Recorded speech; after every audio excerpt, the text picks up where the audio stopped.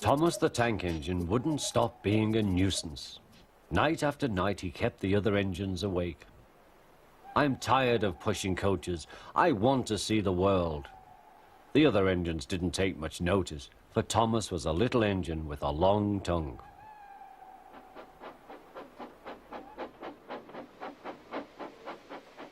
But one night, Edward came to the shed. He was a kind little engine and felt sorry for Thomas. "I've got some trucks to take home tomorrow. If you take them instead of me, I'll push coaches in the yard." "Thank you," said Thomas. "That will be nice." Next morning, Edward and Thomas asked their drivers, and when they said yes, Thomas ran off happily to find trucks. Now, trucks are silly and noisy. They talk a lot and don't attend to what they are doing. And I'm sorry to say they play tricks on an engine who is not used to them. Edward knew all about trucks. He warned Thomas to be careful, but Thomas was too excited to listen.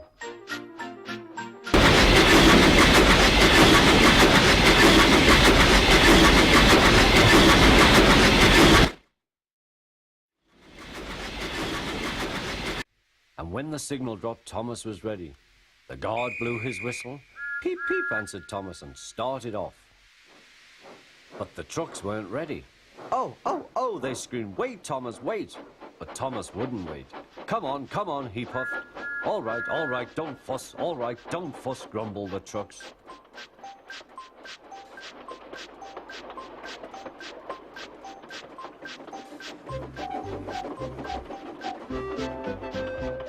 Thomas began going faster and faster.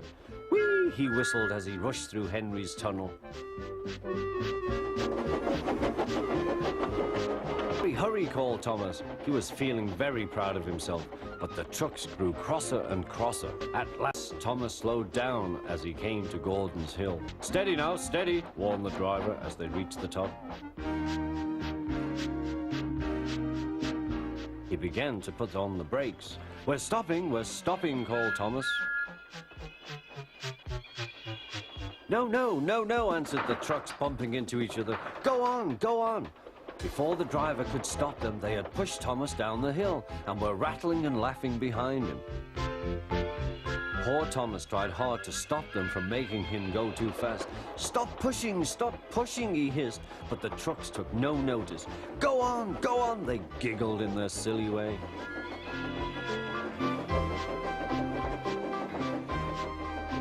"There's the station. Oh dear, what shall I do?" he cried.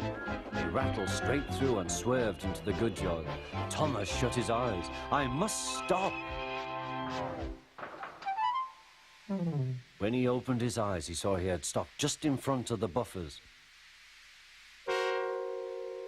There watching him was the fat controller. "What are you doing here, Thomas?" he asked. "I brought Edward's trucks," Thomas answered. "Why did you come so fast?" "I didn't mean to. I was pushed," said Thomas. "You've got a lot to learn about trucks then, little Thomas. After pushing them about here for a few weeks, you'll know almost as much about them as Edward. Then you'll be a really useful engine."